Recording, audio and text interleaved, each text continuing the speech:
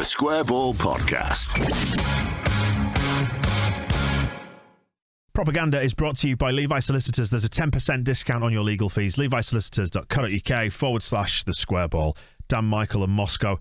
Part 2 of Propaganda, and it's all about finding out what Burnley fans have been saying about our game at Elland Road on Sunday. Oh, Michael, let's start with the teardrop tattoo man.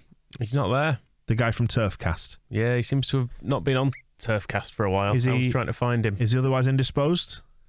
Draw your own conclusions where he's ended up, but just for the record, Turfcast. Just explain who he was for the benefit of anybody who's not seen or heard this before. He was a very angry man who hated Leeds, and he had tattoos on his face, including little teardrops. Which is that having murdered someone in prison or murdered someone to get into prison? It's something to do with murders on prison. If you do know what the prison code is about tattoos and murder, then I don't think any of us have got a huge wealth of experience of prison tattoos. I have been in prison, though. Have you? I have been in prison because my father-in-law was a prison governor and he gave us a tour of his prison. And let me tell you, it's the only time I ever want to be in prison. It looks scary. Oh, Moscow? Any experiences?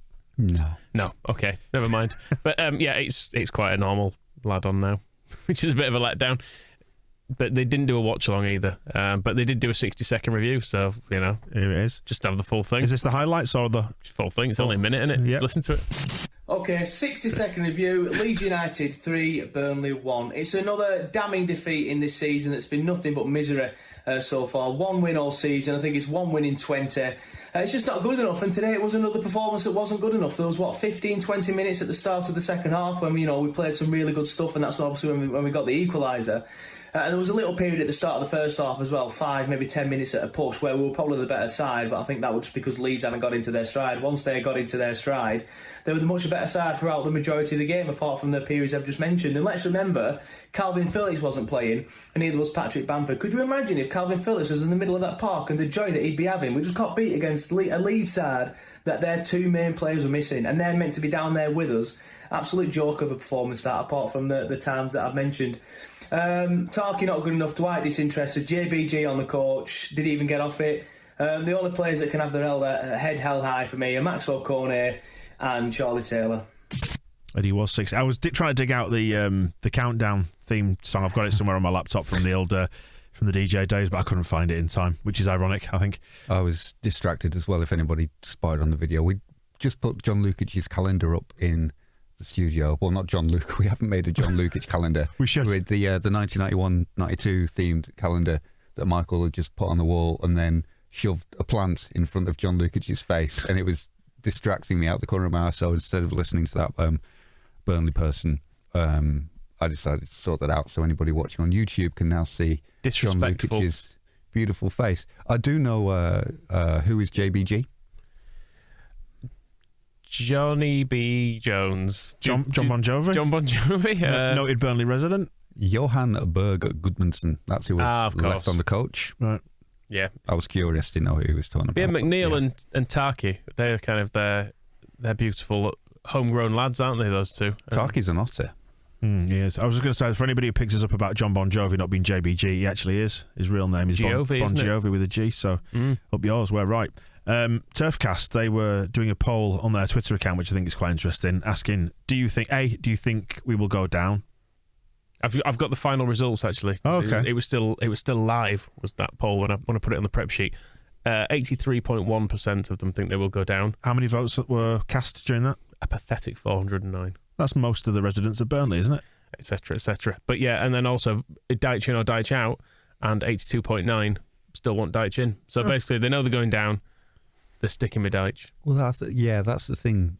There's a little bit of a flaw maybe in the way that they've structured this piece of market research, because is that Deitch in or Deitch out dependent on, is that before going down, do they think it's Deitch in to save them, even though they don't think they're savable, or Deitch in to get them back up again for the future after relegation? I'm not really clear on, I don't know now, I'm no clear about what Burnley fans want.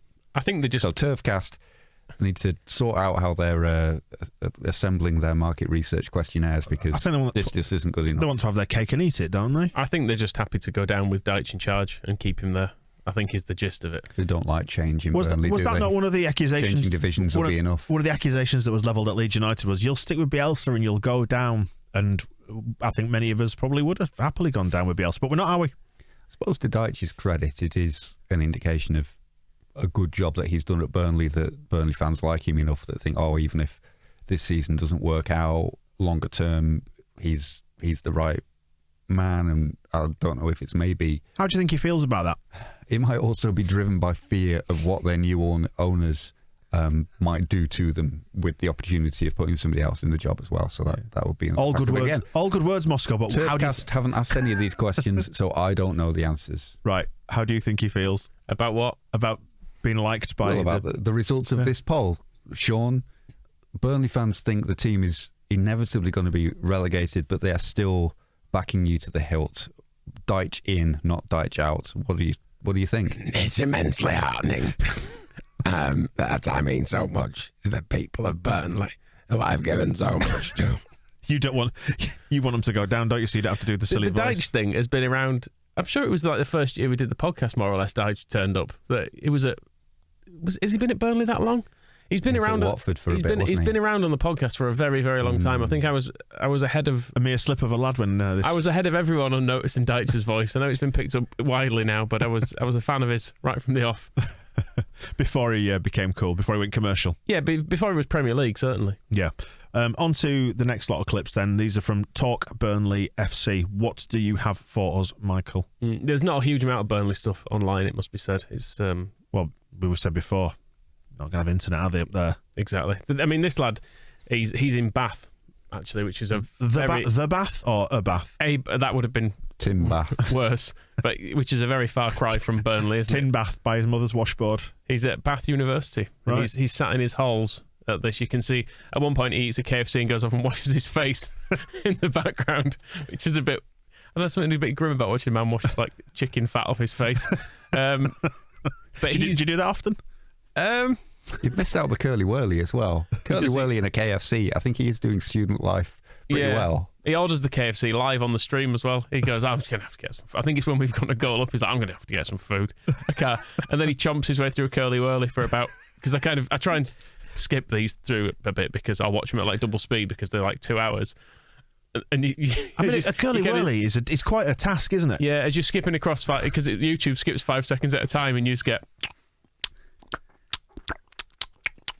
like different little clips of him enjoying a Curly Whirly as you're trying to find him. It'll be interesting to see how because when we process this, I run like a mouth declicker over it. So when we do mouth noises or whatever, it gets rid of those. I think there's only a bit of residual. Will that get picked up when you do that? There's only residual Curly Whirly eating, I think, on any of these clips. I mean, I don't want to keep harking back to It's not a speech friendly snack, is it? That no, and harking back to when we were young and comparing generations and saying, I mean, we're on YouTube, so we can't really criticise it, but how has society declined to such a point that watching someone eat a Curly Whirly is like how people spend a Saturday afternoon? Put the horse racing on. There's got to be something else on television. Ski Sunday or something. Watch. Yeah, exactly. I mean, there'll be a film. It'll be Planet of the Apes or something. Or what's that one with the stop motion? Wallace and Gromit? No, that's Land of the Dinosaurs. No, the like classic 1950s like Greek war thing. The guy Jason and the Argonauts. Jason and the Argonauts should be on. Something that'll kill a few hours. I mean, at least just watching someone eating a KFC on YouTube. Where's the leftover chocolates that you brought in, Moscow? These took. All right, you had the good grace to bring in all your leftover bounties and Snickers from your Heroes or whatever. It was the celebrations. Yeah, so there we are. That's. I'll have. There's the wrapper. Charlie Creswell on my case if I get that wrong. Out of focus in front of Moscow's face. That was a highlight of Christmas. Charlie Creswell and Joffrey Gelhart rating chocolates. You wouldn't mess with Charlie Creswell, would you? We were watching that at the end of... I think we just finished recording the pod, hadn't we? As we saw it. Yeah. The extreme confidence, even in selecting chocolates, that Creswell had. Basically wouldn't let Gelhart choose anything. He was like, that should be there. And he was like, no, you're not having that there. No. The quintessential line in that from Creswell was, you can't do that because we have to agree.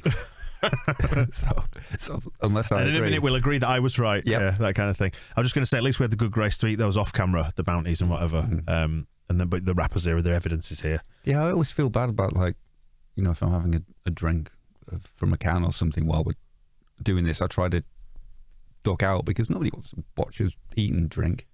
People don't want to watch us anyway. Right. Let's do the clips. This is, yeah, he's not from Burnley either, is the confusing thing. The last lad you could, although I'm sure the last bloke is considered to be royalty in Burnley with that pure speaking voice of his. He did sound quite posh. He did sound quite posh for Burnley, but this lad is from Preston, weirdly, and he's in Bath watching Burnley on a stream, which is all a bit weird. Life choices. But anyway, you come here for misery, don't you? So, and at last we've scored some goals. So let's deliver. So that, let's listen. So this is Jackie's. Fucking terrible defending by Tarky, and here come Leeds. Here come Leeds. Shot saved by Hennessy. Shot goal Leeds. 1-0 Leeds. Can you fucking predict it? I tell you, it's fucking shit. Shit passing. Shit passing. And what does Tarky do? Shit fucking passing. He wants to leave. He wants to fucking leave. I'll pack his fucking bags for him. Send him off with a curly whirly. So that's good. He's angry on this one. I've not left any of it in because you don't want to hear him being happy, but he gets quite giddy after Cornet comes on. He loves Cornet, so he's excited to see him on. Then obviously he scores, and he's getting giddy for a bit. When we bring Dan James on, he says that we're rattled because we're making changes and stuff, and he's quite giddy. Oh, rattled, making subs in a football match. I know. Absolutely. Whoever heard of such a rattled, thing? Crazy. But then Dallas scores. Normally with these clips, I sort of take out silencers, but I've left it in here because it makes it all the more heartbreaking. Oh, again, we do a silent shortener on this. You'll have to undo it on this undo bit. the silent shortening. Okay, fine. Here we go. As Leeds come forward now, shot! It's in.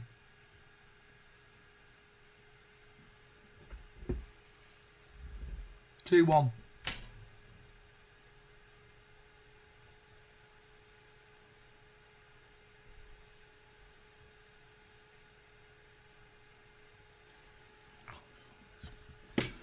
I hate football. I fucking hate football.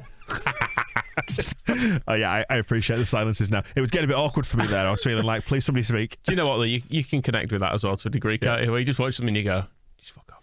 Yeah, just staring into the void. That's what I get gripped by, like that existential dread whenever Leeds start losing. They're awful. Right, next one. Dan James. And goal. Leeds 3-1 up. Yep, it's over. We are going down. Well, shit. Leeds have played well. They're taking the chances very, very well.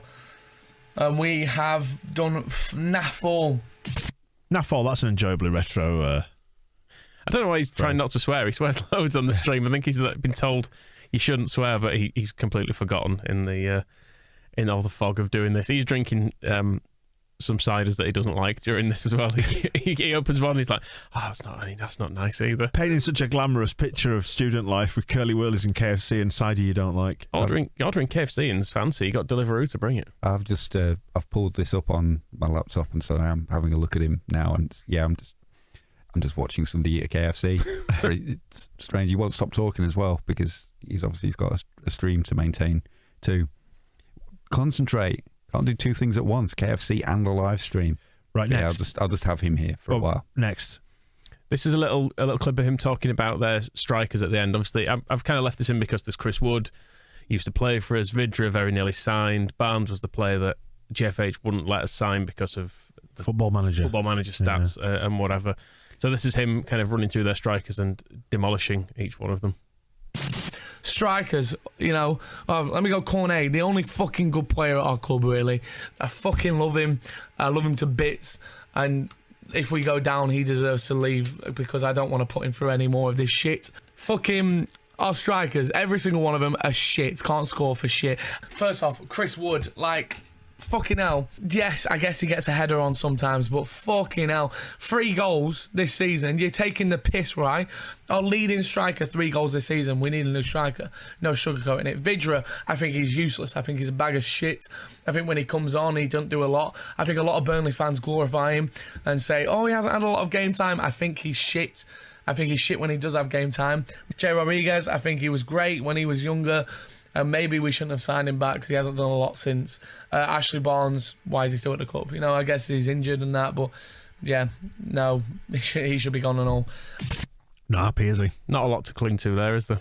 We probably did dodge a bullet with old Vidra, looking at it since he went there instead of us. 75 games. Well, if you want all competitions, 90 games, 11 goals. Played 90 games for them? It is all bitty, like 13. He's been there 4 seasons. It's like 13, 19, 28, 15 in the league. But that's not many. Maybe he would have scored more for us because he would have played. He'd have had to play every week. Well, he had that until he was injured. That one season at Derby, didn't he, where he scored 22, and that's when everybody was like, "Oh, bet he's good. We better sign him." But then he's a Czech international, isn't he? Not a bad footballer. I think some of those goals were against us though when we had old Lawrence de Bock in the team. So yeah, they should be struck from the record. Yeah, fair point. Christopher Wood has done 164 games and 53 goals, so it's a little under 1 in 3, which isn't. It's not bad for Burnley. In fairness, for a team down the bottom of the league, that's pretty good. And this season, with him being down on 3, he's hit double figures every year: 11, 13, 14, 12. Not. Yeah, and he's hit double figures in the league every year as well, so that's not bad going for them. And then, who's this? This must be Ashley Barnes. 233, 46. Rubbish. One in 6, is that something? Jay Rodriguez, 90 games, 18 goals. I almost felt most sorry for Jay Rodriguez because he didn't really slag him off. He was good when he was younger, but we had his first spell, 128 games, 41 goals. What I'm taking from that clip is there's no light at the end of the tunnel there. It's bleak, isn't it? The whole thing feels bleak. Whereas with us, at least we've always clung on to some hope this season, even when we're getting pumped by Man City and that. And to go back to the poll we were saying about most of the, like 83% more or less think they're both going down and should keep Dyche.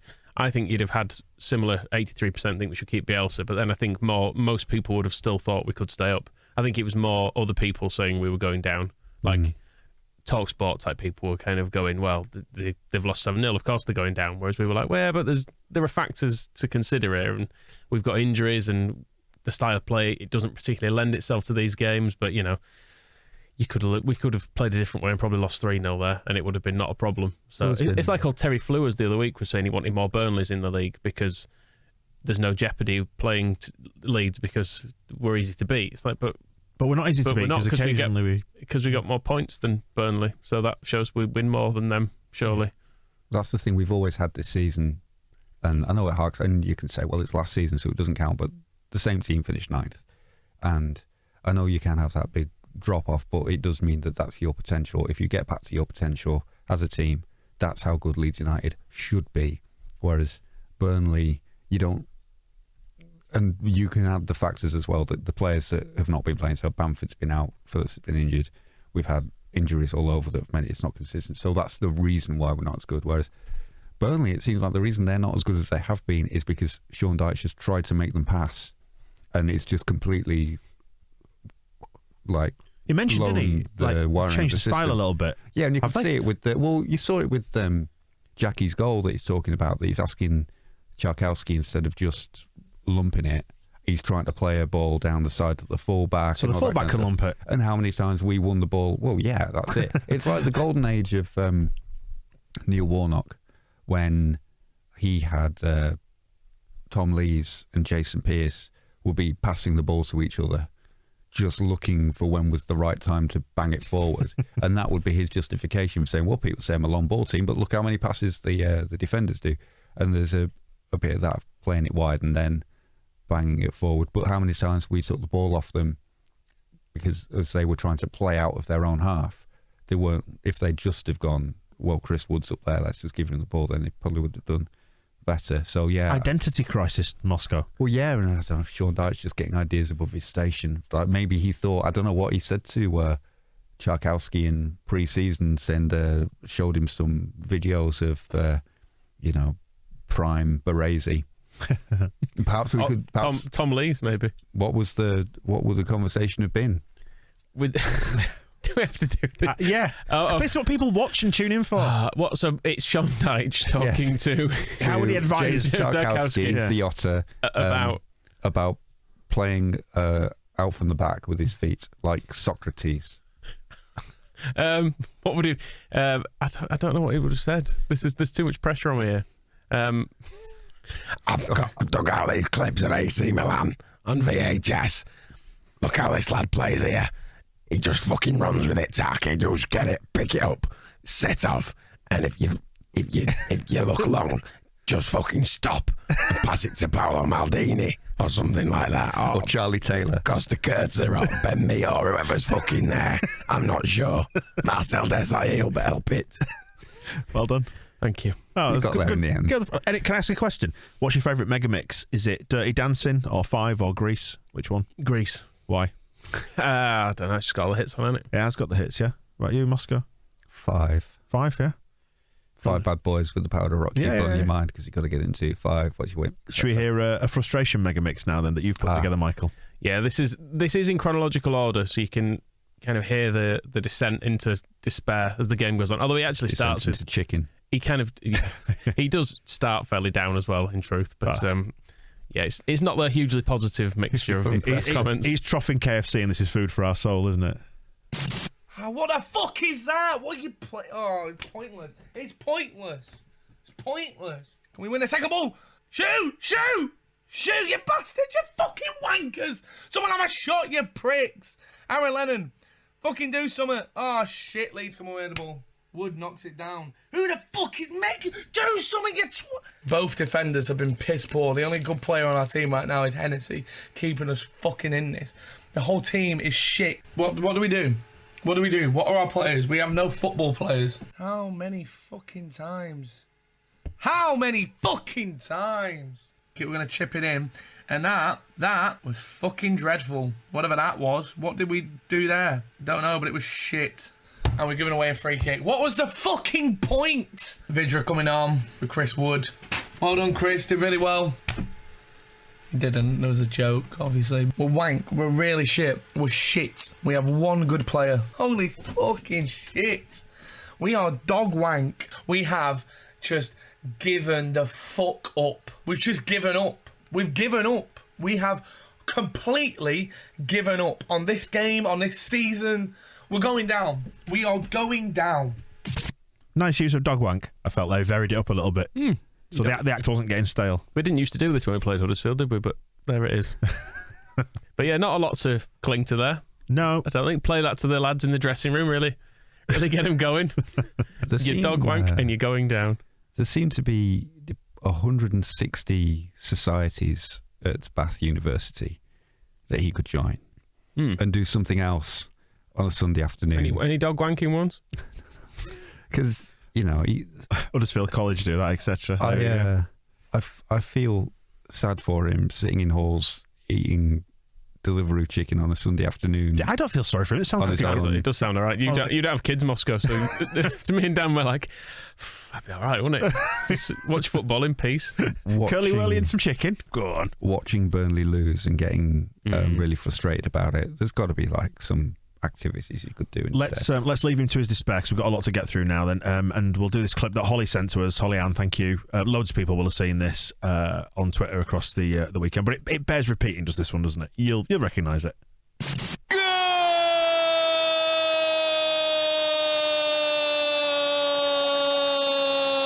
El gol para el Leeds United, el gol para el Leeds United, el gol lo hizo Stuarda, el gol para el Leeds United. We don't have enough songs to go west, do we, anymore? Yeah, it was old. It was stand up, shoes off, all that, wasn't it? A lot of popularity back in the day. Should be a shout out as well. That was Stuart Dallas's goal when he went running into the south stand, and Benny Boy 1-2-1-2. Is he a roadie, a technician, mic technician? No, but he has. I just checked his profile picture. Is now him going in for the hug with Dallas, and I think every tweet when I looked earlier, like every second tweet is just him pointing out that it's him who was hugging Dallas and Firpo, and it's me. That's me. Absolute fair play to him. Yeah, great. It's a life highlight. What's he say? And if he's given them COVID, we know exactly who to blame. I'm sure it will all have been fine. Yeah, this is the one. Me, Dallas, Firpo, and Joffy shared a moment I'll never forget. Right. Speaking of Johnny United, so let's go into the wider world of propaganda, shall we? Yeah, I mean, Scum. It's a bit inconsiderate of them, really, to play on the night before we do this, because, you know, trying to find the clips and stuff. I should be in bed. Well, what they're doing. Have the decency to lose on a weekend. Funny though, wasn't it? They've started doing Twitter Spaces as Johnny now, hasn't he? Johnny United. Which I have to say, he's the scum fan from Bradford who goes on a massive rant, and then we found him particularly funny because he'd go, fucking Ollie out, thanks guys, don't forget to like and subscribe, see you later. He just signed off like that, didn't he? That's why we kind of were drawn to him. But he's become a bit of an internet personality by wanting Ollie out. So he got Ollie out, so presumably he's happy now. Yeah, I mean, Twitter Spaces are the worst thing. It's fair to say. It's loads of people all trying to talk at once, all with completely different volume levels. There's really no structure to it whatsoever. There's no end to them either. Like, I know you might not be able to tell, but we do vaguely plan this and have like... Do we? There's a sheet where we say we'll do this, then do this, then do this. Yeah.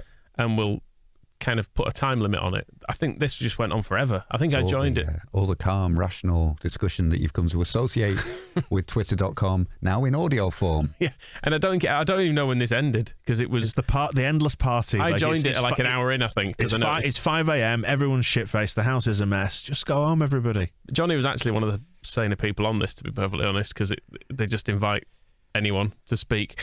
But obviously he wanted Ollie out, and having campaigned for it for ages, he's now saying they should go back to Ollie's formation to try and repair what's gone wrong. These players are not this bad. We know they're not this bad. They're great players. And I don't know why they're playing so bad. Honestly, Johnny. I honestly feel like Ragnick says, you know what? I need to swallow my own pride here, and I'm gonna have to go back to just go back to the 4-2-3-1. At least the guys know it. At least they know it. No, Johnny, you're right, man. The formation's sound. Just go back. Just go back to what they know. Honestly. Right?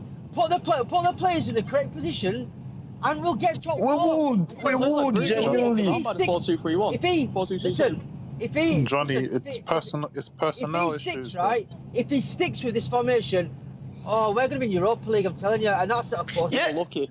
Exactly. He has got to scrap this formation. He has to scrap it. That little bit of entitlement there. Oh, I imagine that being forced into the Europa League, which is admittedly shit, but didn't they win it the other year? No, they got to the final. Mourinho. Right, they did win it once. Oh, right. Yeah, relatively. So it's not like it's so far beneath them that they haven't been in it a couple of years ago. It is to them, isn't it? Well, yeah. I hope they end up in the UEFA Conference League. I hope that's what he was talking about. I'm not looking for sympathy here, but I listened to about an hour of that. Imagine that. It's a great turnaround, isn't it? Of,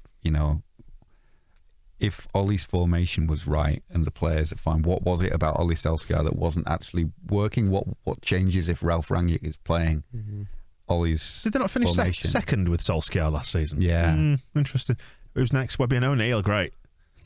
Yes, Webby and O'Neill were... they're essentially saying how bad all their players are, which is quite funny. To be fair, Phil Jones was back in the team, wasn't he? So Phil Jones was all right. He was one of the better ones, apparently. This is Sancho is the one bearing the brunt of this. Sancho, he's now had enough games, and I'm telling you, what I seen tonight with that Sancho, there's no speed, there's no energy, doesn't go past the players, his passing was poor, he's had enough chances. Wan Bissaka for me, for the player who used to be an ex-winger, he couldn't cross the road, mind the football. He seems to have gone, his legs seem to have gone, his thinking seems to have gone. Your Newcastle, your Norwich, Burnley, poor sides, and we are not doing well. It's getting worse, Webby. What's the answer, Tom? The answer is, I can't see an answer except this Rangnick has got to carry on. He can't change it in January, and then he has got to blitz this squad. Really?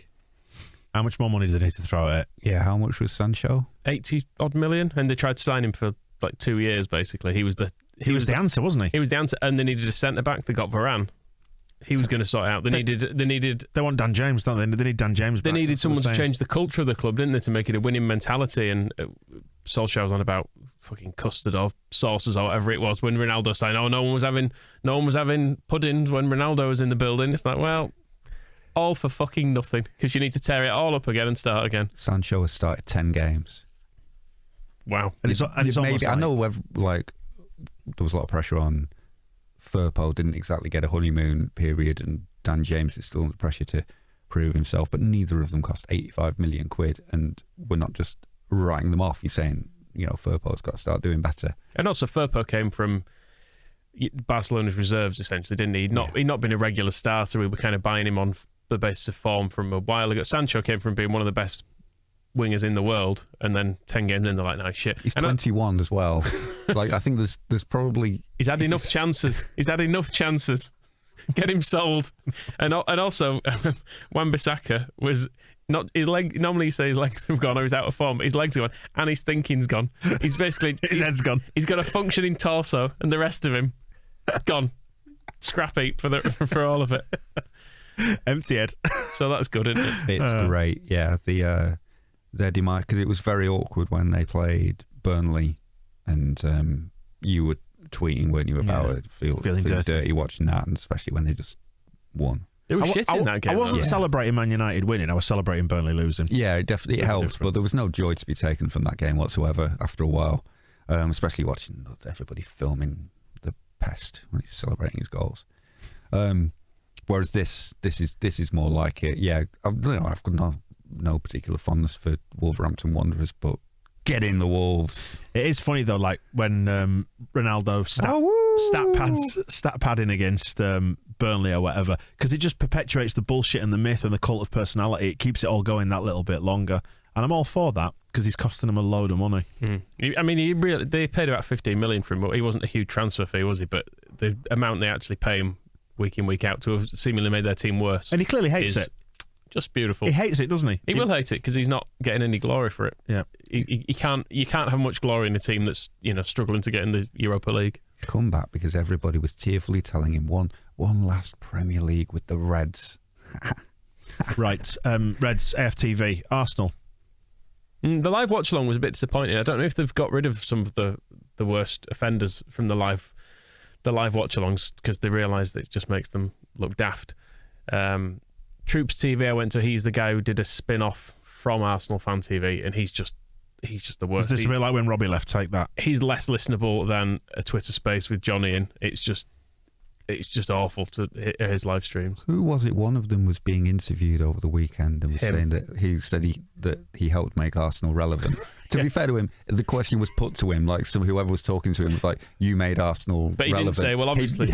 He was absolutely fine with that assessment. The historic club of Herbert Chapman and that when he goes to the clock end, when he goes to America, he gets loads of respect because he says he gets invited to what sounded like a lot of like really just awful events for free, whereas in England nobody gives him any of that. Arsenal, I don't know what he actually wants from Arsenal to having made them relevant. They have a lot of statues outside the Emirates Stadium, so maybe a statue. Yeah, it's insane, isn't it? The whole thing is absolutely insane. But yeah, the one little nugget of you found a nugget of sense. No insanity from Arsenal Fan TV. Bear in mind, this is after they almost drew a game against Man City. But they're keeping the feet firmly on. They played fairly well. There was a bit of a dodgy. I mean, they've been on a great run recently. Got penalty themselves decision into the Champions League spots. Man City are running away with it evidently this season, but yeah. So it's going. It has turned around from a bit, and they are keeping their feet well and truly on the ground. Good. After the Everton game, I said it was two very poor teams. Today, I've seen one very, very good team and one world-class team. And the world-class team lost. World class. Interesting. Did you see Ben White at full time? No. This will only work on video, unfortunately, but he went to shake hands with the officials, and if you hold your right hand out to me as if we're shaking hands, you'll have to do it the other side of the microphone. He went, slapped his hand, sort of. It was like a handshake. It was maybe not a slap because it was from distance, but he kind of like ended the handshake by wanging the official's arm up in the air as if he kind of slapped his hand upwards in anger.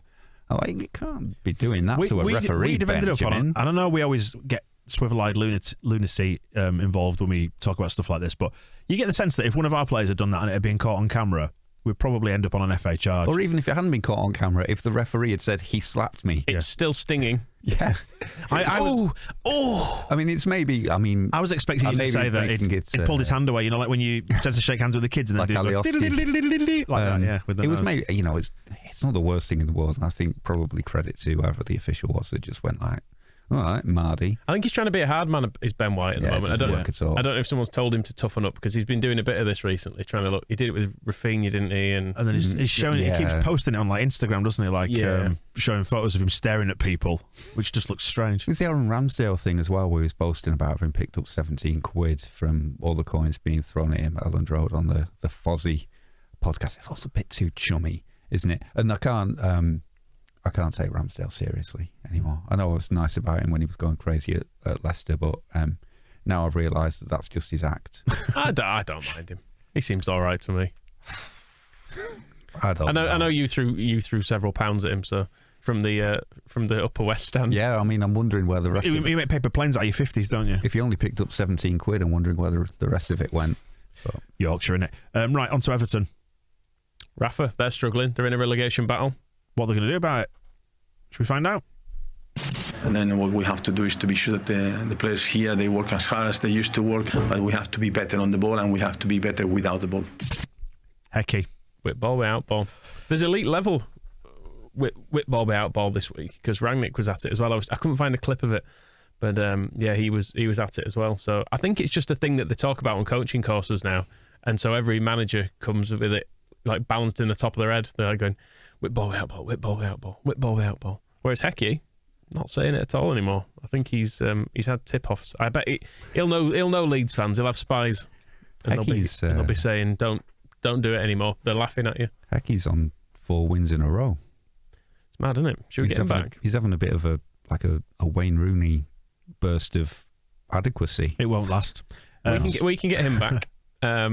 Scum can get Moyes back to try and sort their problems out. There is the potential there, though, because if I need to look at the Championship table to see where Sheffield United are in it, but if Hecky can do really well with them for the rest of the season but not take them up, you will have teams like, so where are they? They're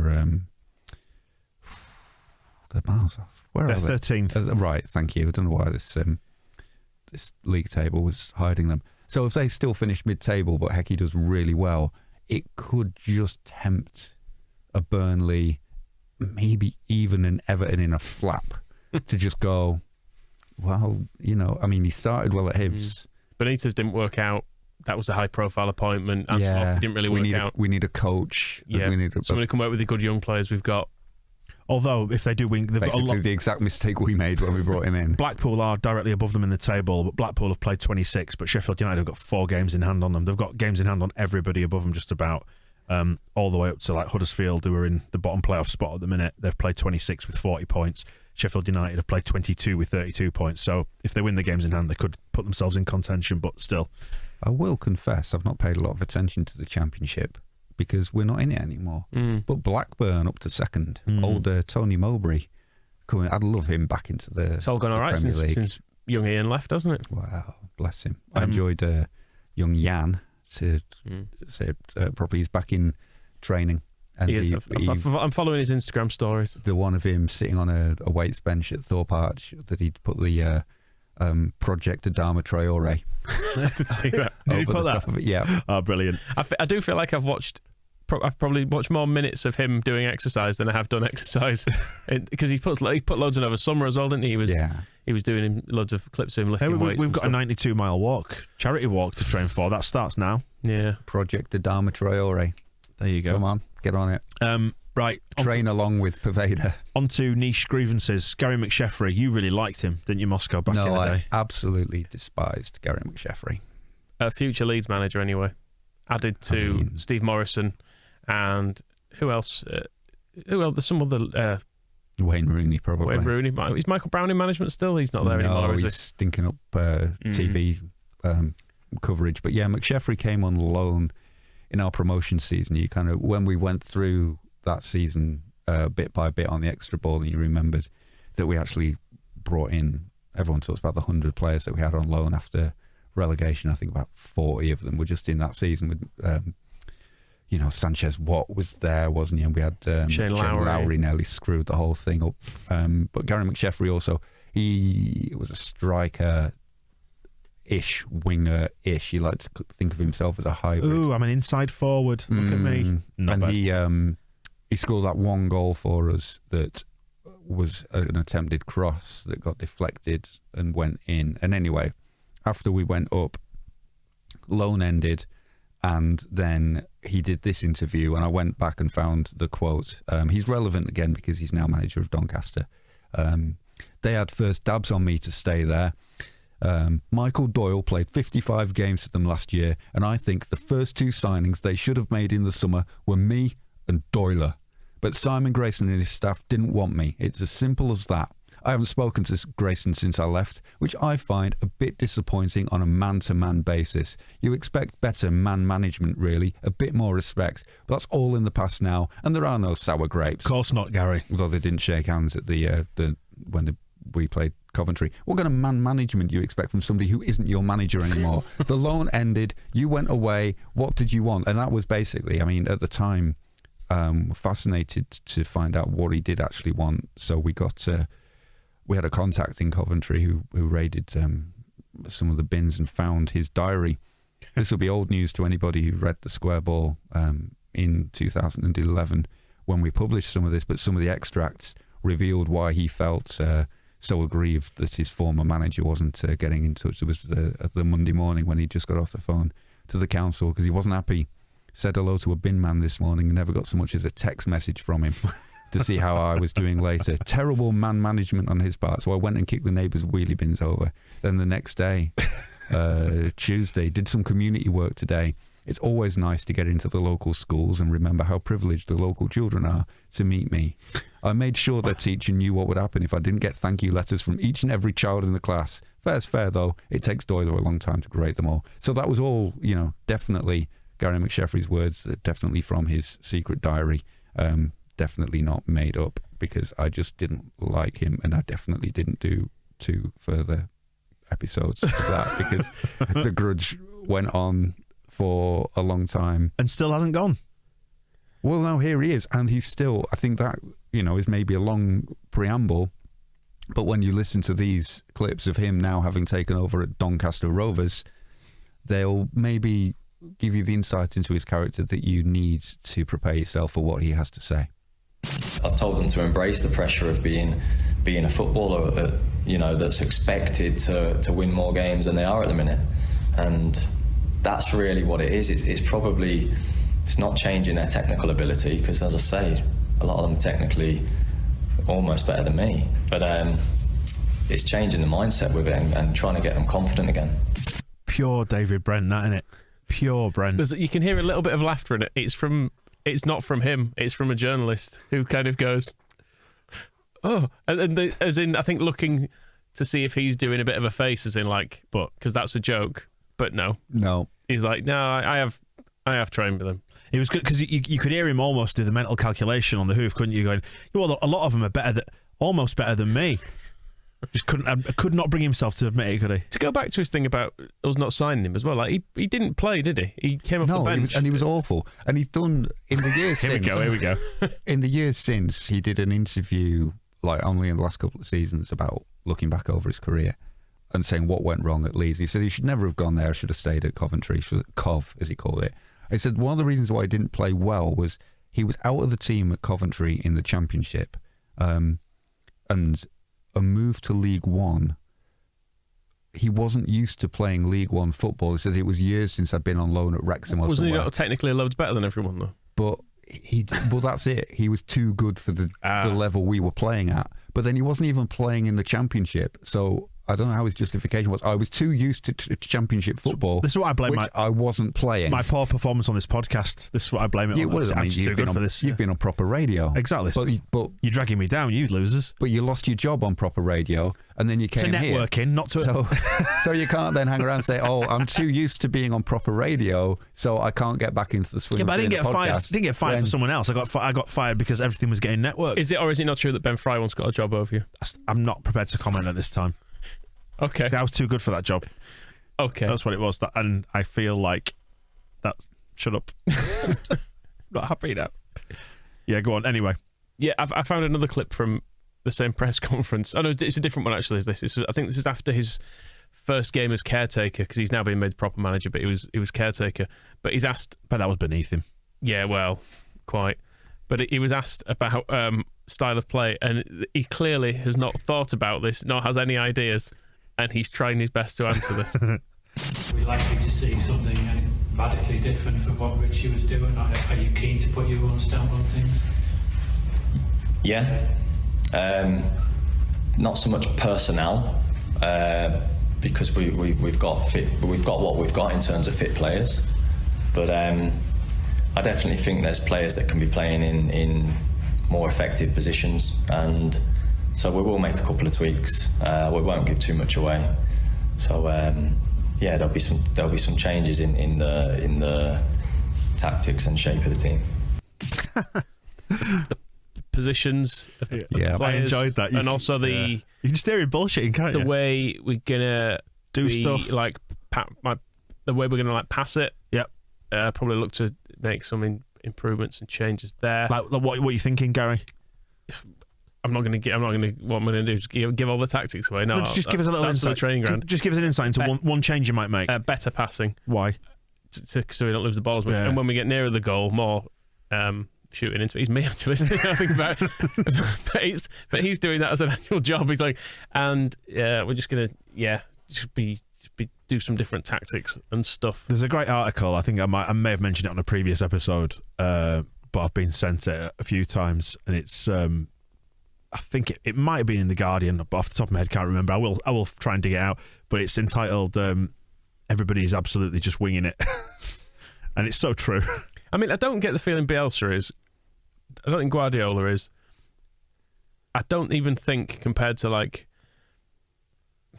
Is Heckingbottom too harsh? No, I think even Heckingbottom is very professional probably compared to McSheffrey, because McSheffrey, I don't think he's even done his badges. Listening to that, he doesn't even know any lingo. There was no whip ball without ball, was there? He doesn't even know any of the terms. He's like, because you fall back on the cliches, don't you?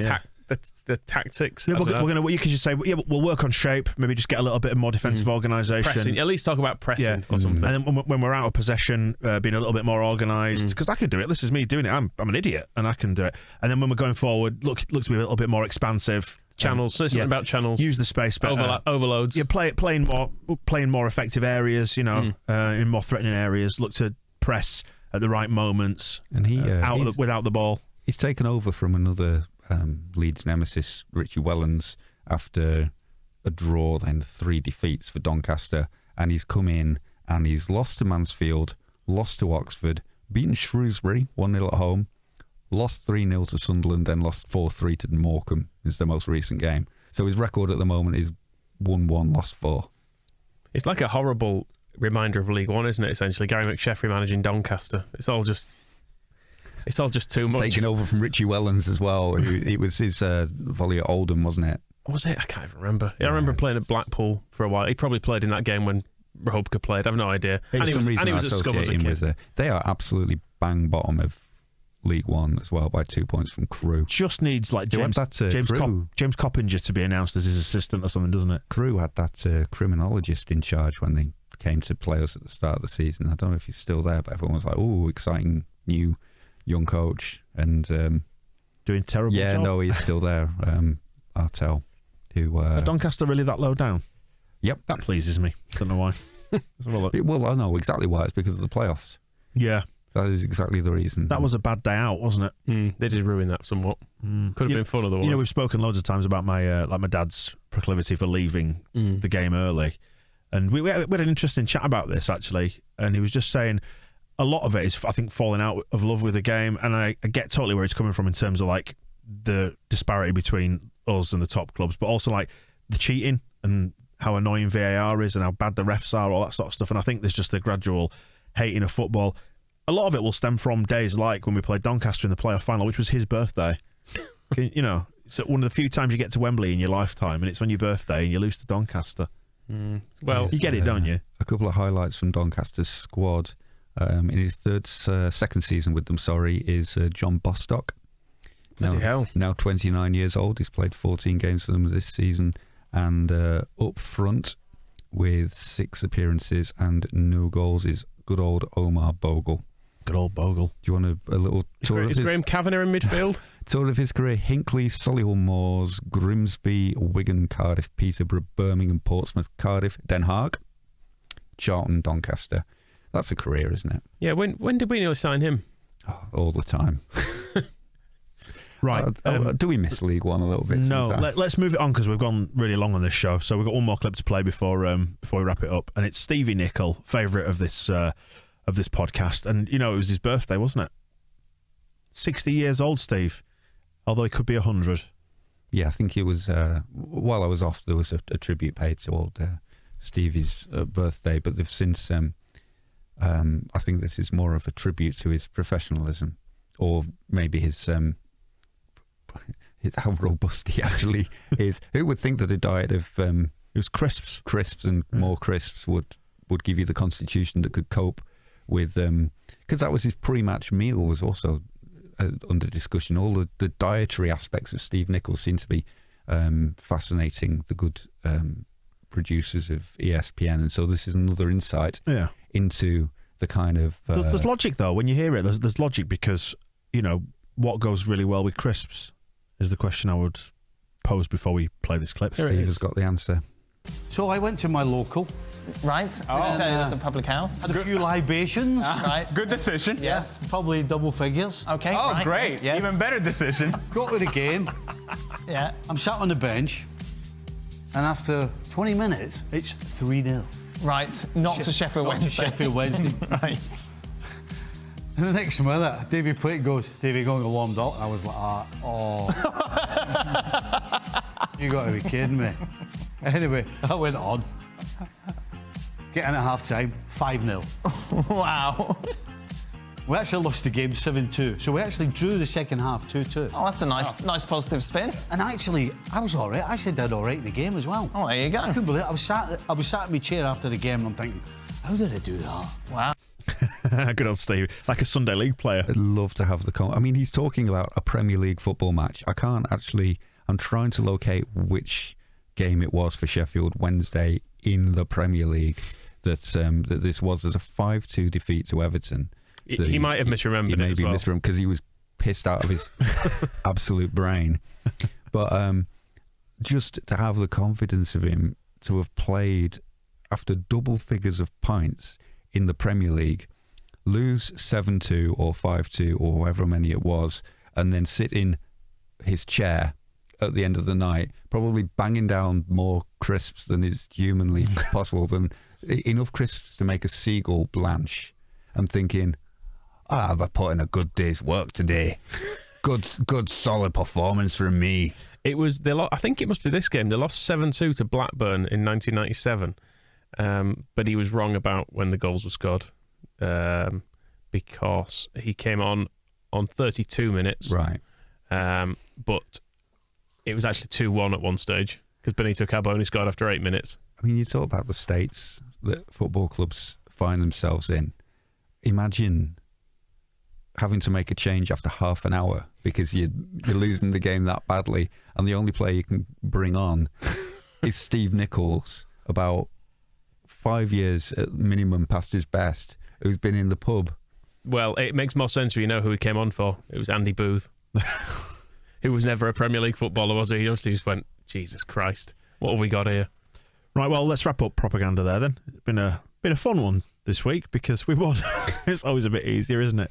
Especially with Scum losing and all that. So we will do the main weekly show. Look out for that one in your relevant feed, be it YouTube or the audio feed in your podcast app. We'll return with more propaganda after West Ham, and then more propaganda after West Ham, and then more propaganda after West Ham, and then etc., etc. Mind you, no replays this time. Thanks for watching. Thank you for listening. We'll see you in a bit. The Square Ball Podcast.